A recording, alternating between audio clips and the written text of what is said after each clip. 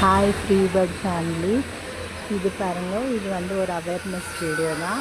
எங்கள் வீட்டுக்கிட்ட வந்து எங்கள் ஏரியா கவுன்சிலருக்கு வந்து இன்றைக்கி பர்த்டேவாம். அதனால் அவங்களோட தொண்டர்களை சேர்ந்து 5000 வாலா இருக்கும் அந்த பட்டாசு. அவ்வளோ ஒரு நீட்டமான பட்டாசை வெடிக்கிறதுக்கு ஸ்டார்ட் பண்ணிட்டாங்க. நான் வந்து அங்கே பானிபூரி சாப்பிட்லான்ட்டு இருந்தேன். சடனாக பார்த்தா பற்ற வச்சு விட்டுருக்குறாங்க.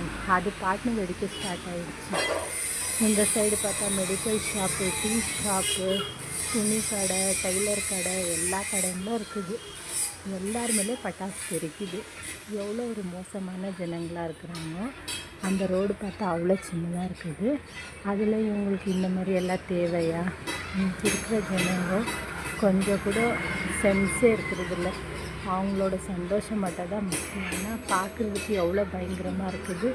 அது எந்தெந்த இடத்துல போய்ட்டு வெடிக்குதுன்னு தெரிய மாட்டேங்குது. அந்த சைடு பார்த்தா ஜன்னலெல்லாம் திறந்துருக்கு. ஜன்னலுக்குள்ளெல்லாம் போகுது பட்டாசு. ஏதோ ஒரு குழந்தைங்க மேலே இல்லை சிலிண்டர் மேலே விழுந்தால் என்ன ஆகுது? இன்றைக்கி இருக்கிற உலகத்தில் இருக்கிறவங்கெல்லாம் வெறும் இந்த மாதிரி தான் சுயநலமாக தான் யோசனை பண்ணுறாங்க.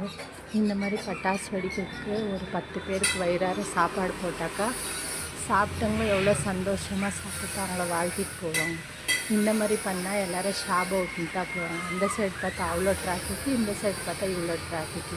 இதெல்லாம் தேவையா? நீங்களே சொல்லுங்கள் பார்க்கலாம். தேங்க்யூ. இன்னொரு வீடியோவில்